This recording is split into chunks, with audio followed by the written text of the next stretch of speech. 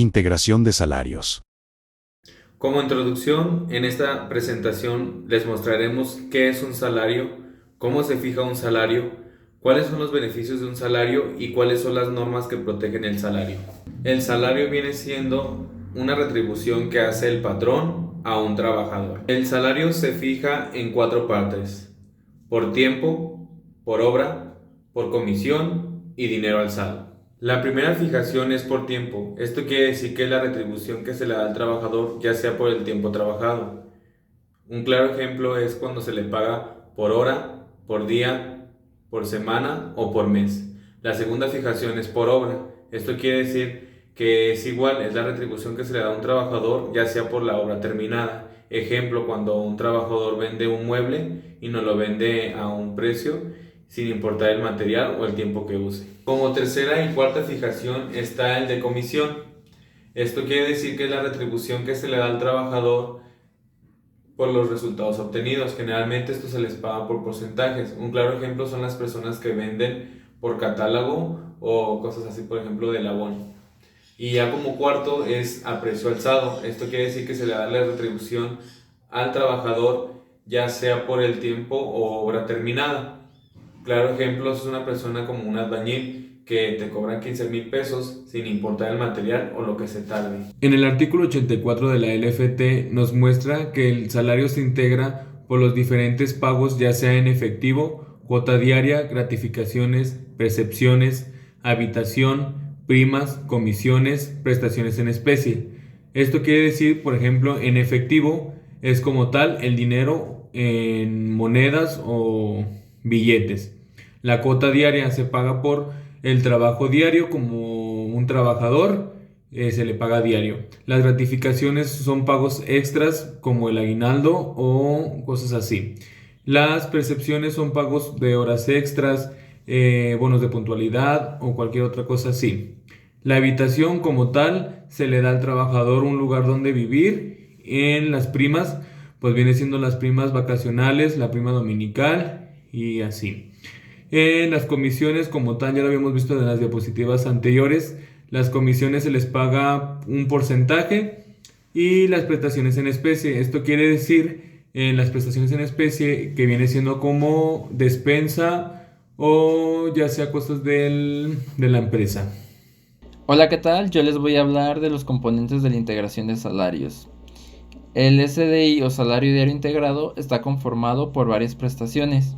La primera de ellas es el salario diario, que es el pago ordinario que perciben los trabajadores por su labor diaria.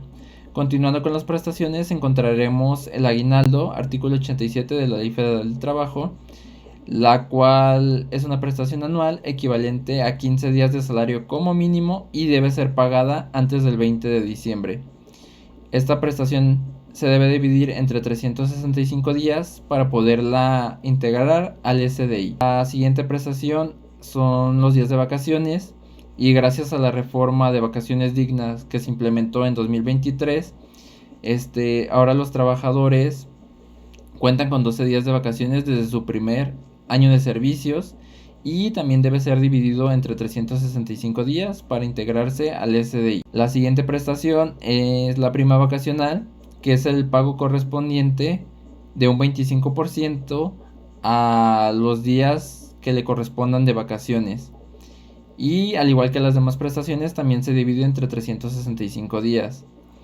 Otros componentes que se pueden integrar al SDI son bonos y comisiones. Cualquier bono o comisión que perciba el trabajador debe integrarse al SDI y estos ingresos extras se deberán sumar al salario base. Vales de despensa. Si el trabajador percibe vales de despensa, estos también deben considerarse para el SDI. Y su forma de integrarse a este mismo se debe anualizar y dividir entre 365 días.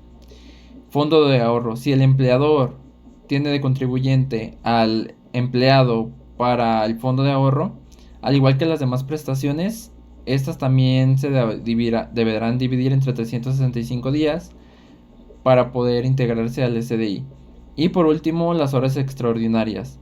Si se está recibiendo un pago recurrente en horas extraordinarias, Estas se deberán sumar y anualizar para poderlas dividir entre 365 días y integrarse al SDI. ¿Cómo calcular el salario diario integrado?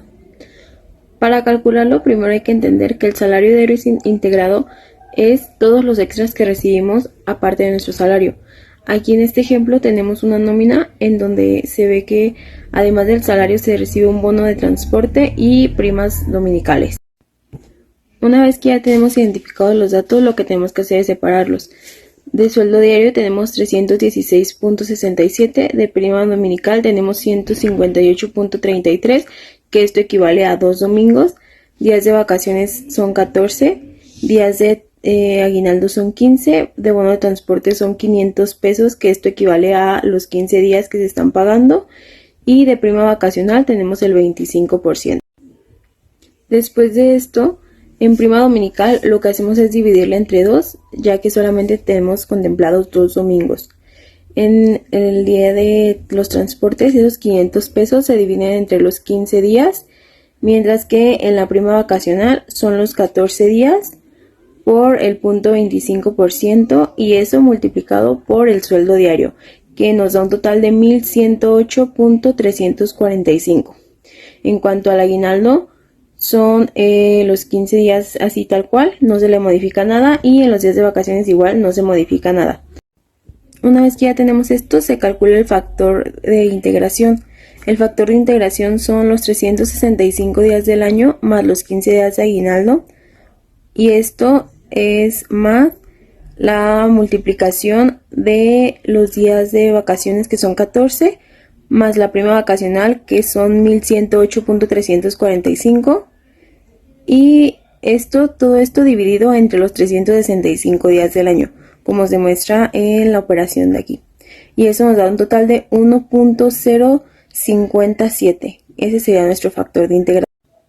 Y ya por último, para sacar nuestro sueldo diario integrado, vamos a multiplicar nuestro sueldo diario, que son los 316.67, por el factor de integración, que es 1.057, y a esto le vamos a sumar la prima dominical, que es de 79.165, más el bono de transporte, que son 33.33.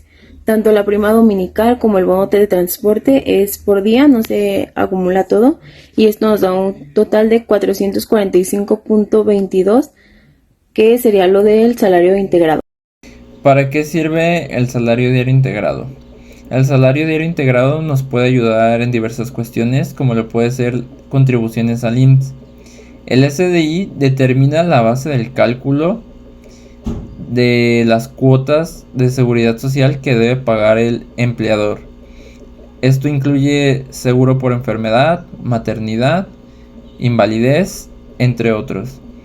Prestaciones laborales. Es fundamental, ya que ayuda a calcular las indemnizaciones por despido, como lo pueden ser las prestaciones de prima de antigüedad, aguinaldo, entre otras.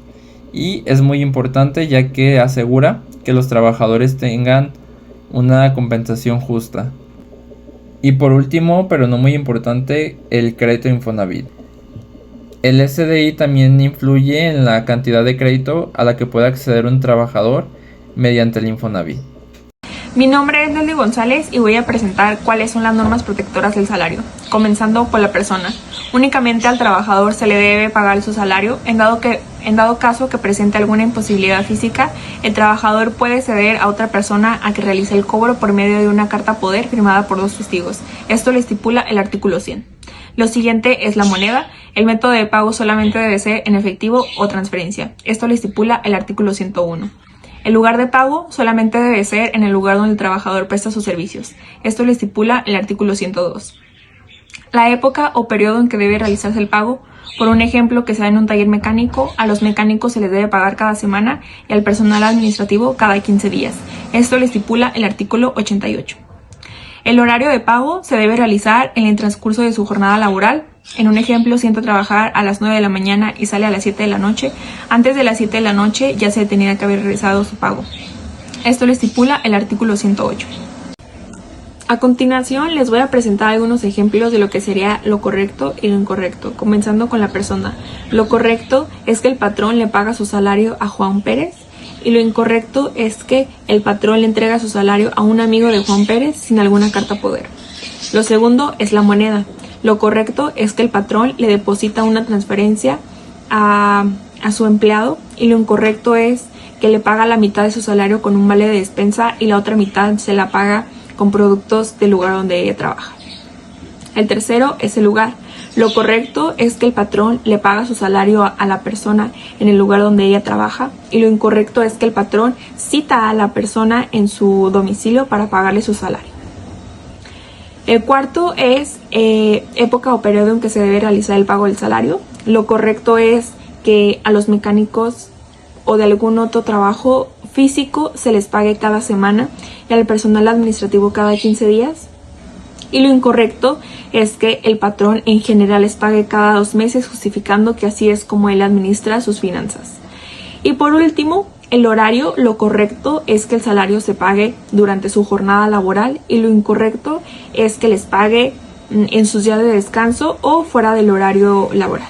Y para finalizar, en dado caso de que no se cumplan las normas protectoras, el trabajador debe hacer lo siguiente. Principalmente, debe presentar una queja con su jefe directo o en el área de recursos humanos. Lo siguiente es que debe guardar toda la evidencia de cómo se le han realizado sus pagos para que lo respalden.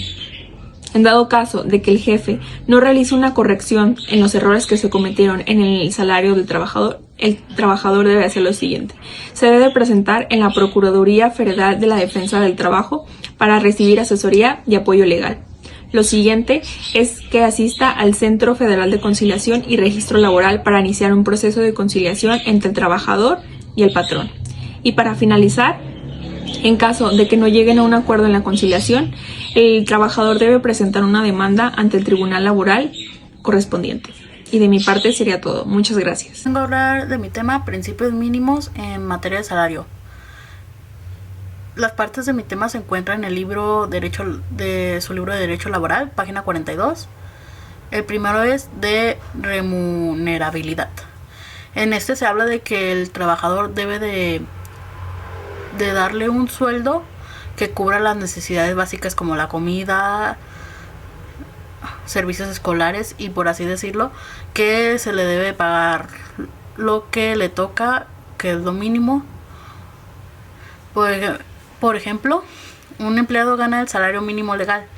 Si el costo de vida aumenta, el gobierno, a través de las autoridades competentes, debe revisar y aumentar el salario mínimo general para mantener su poder adquisitivo y suficiencia. El segundo es de igualdad.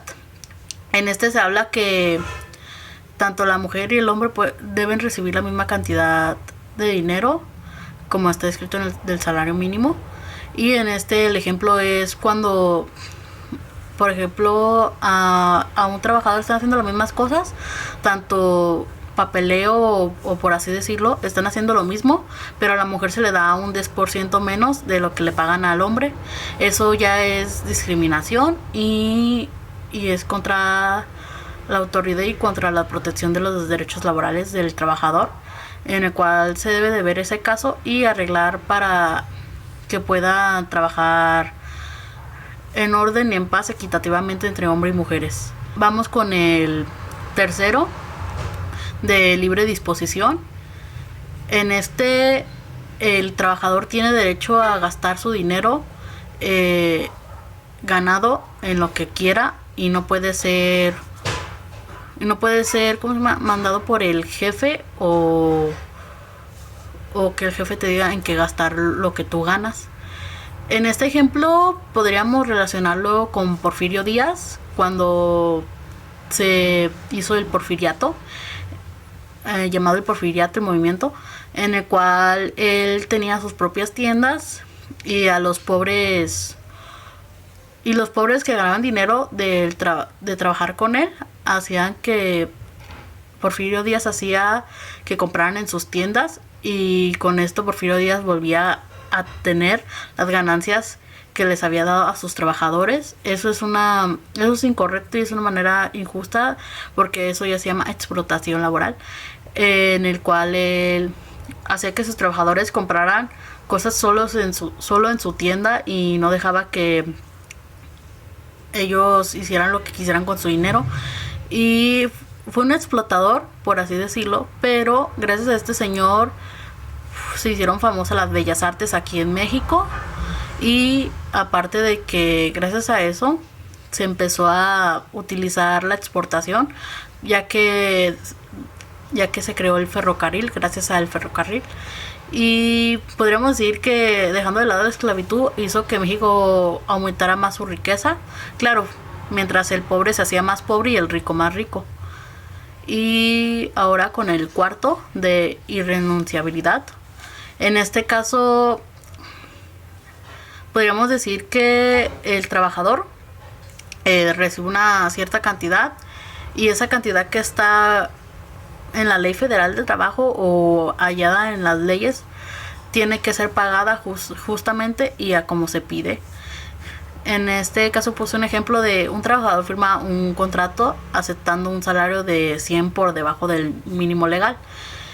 Este acuerdo es legalmente nulo y el patrón está obligado a pagar la diferencia para alcanzar el salario mínimo.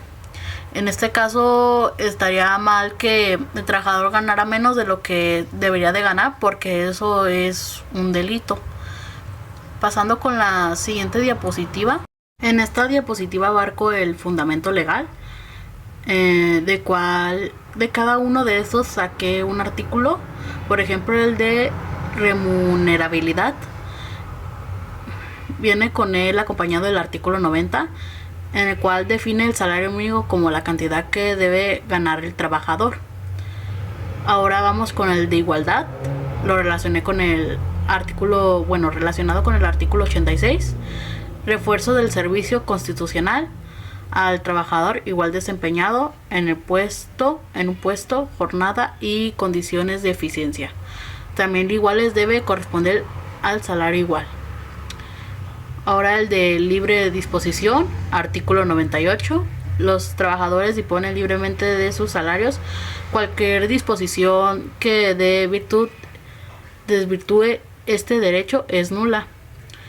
Y ahora con el último, y para terminar, el de irrenunciabilidad. En este consta el artículo 99, que establece que es el derecho a percibir el salario es irrenunciable, así como el derecho a percibir todos los salarios devengados. Y con esto termino mi presentación. Privilegio del salario. Les voy a hablar sobre el derecho laboral. El derecho laboral es una ley que busca garantizar que los trabajadores puedan recibir su salario ante cualquier problemática que se pueda presentar dentro de la empresa o de parte del patrón. Con ello se busca satisfacer las necesidades de los trabajadores, así como las de su familia.